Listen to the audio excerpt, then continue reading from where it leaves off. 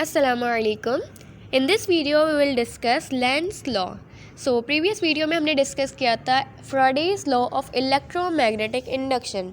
तो उसके अंदर मैंने आपको क्या कहा था कि जो नेगेटिव साइन आ रही थी मैथमेटिकल रिप्रेजेंटेशन में, उसको हम डिस्कस करेंगे। तो अगर आपने फ्राडेज लॉ वाली वीडियो नहीं देखी तो लिंक डिस्क्रिप्शन में मेंशन है। फर्स्टली आपको वो देखना बहुत इंपॉर्टेंट है। तो इस लॉ में हम डिस्कस करते हैं कि किस तरीके से हम फाइंड कर सकते हैं डायरेक्शन ऑफ इंड्यूस ईएमएफ, यानी जो ईएमएफ इंड्यूस हो रही थी, प्रोड्यूस हो रही थी, उसकी डायरेक्शन क्या है, डायरेक्शन हम फाइंड करेंगे।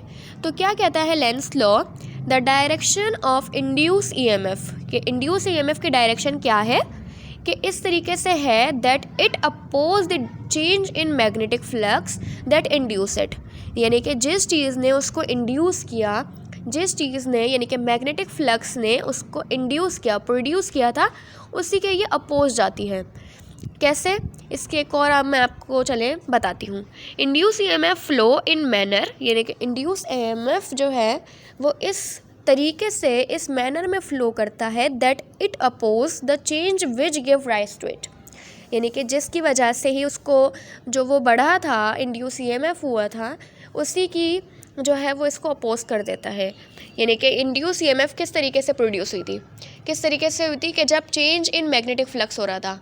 इसी तरीके से इसने क्या कहा कि भाई जिस चीज़ ने इसको फ़्लो करवाया, जिस चीज़ ने इसको इंड्यूस करवाया, उसी चीज़ के ही अपोज जाती है।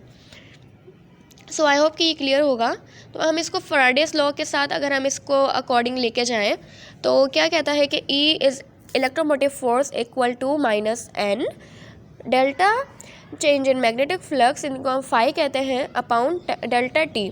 तो नेगेटिव साइन जो है वो डिनोट करती है induce EMF oppose the change in magnetic flux, यानी कि जो ईएमएफ जो प्रोड्यूस हो रहा है वो नेगेटिव में है। नेगेटिव में किस तरीके से आएगा, क्योंकि उसने चेंज इन मैग्नेटिक फ्लक्स को अपोज किया है, उसके खिलाफ गया है, इस वजह से नेगेटिव साइन शो होगी।